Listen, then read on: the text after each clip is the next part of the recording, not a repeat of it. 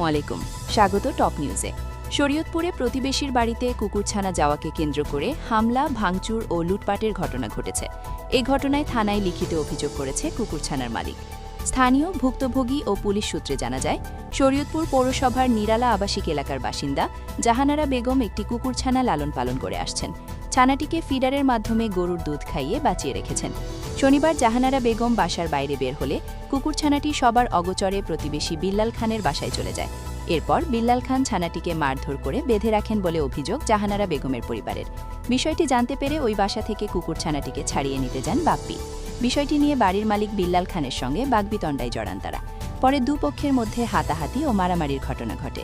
গ্যাসের মূল্য আবার বৃদ্ধি করা হবে। ফেব্রুয়ারি মাসে তরলীকৃত পেট্রোলিয়াম গ্যাসের এলপিজির দাম বাড়ছে নাকি কমছে তা জানা যাবে সোমবার 2 ফেব্রুয়ারি।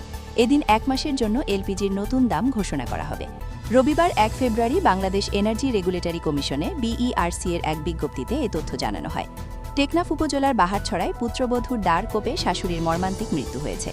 স্থানীয় জনতার সহায়তায় অভিযুক্ত পুত্রবধূকে আটক করেছে পুলিশ। শুক্রবার আসরের নামাজের সময় বাহারছড়া ইউনিয়নের জাহাজপুরা পূর্বপাড়া নতুন মসজিদের উত্তর পাশে এ ঘটনা ঘটে। নিহতের ছেলে মোহাম্মদ ইদ্রিস জানান, প্রতিদিনের মতো শুক্রবার দুপুরে তিনি সাগরে মাছ ধরতে যান। এই সুযোগে তার স্ত্রী ছেনোয়ারা বেগম নামাজরত শাশুড়িকে দা দিয়ে গলায় কোপ দেন।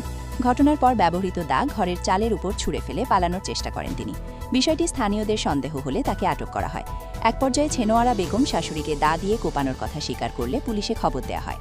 রাজবাড়ীর সদর উপজেলার পাচুরিয়া ইউনিয়নের খোলাবাড়িয়া গ্রামে বিএনপির ভারপ্রাপ্ত চেয়ারম্যান তারেক রহমানের উপহারপ্রাপ্ত দৃষ্টি প্রতিবন্ধী গফুর মল্লিকের বাড়িতে হামলা ও লুটপাটের ঘটনা ঘটেছে। এ ঘটনায় পুলিশ এক নারীকে গ্রেফতার করেছে।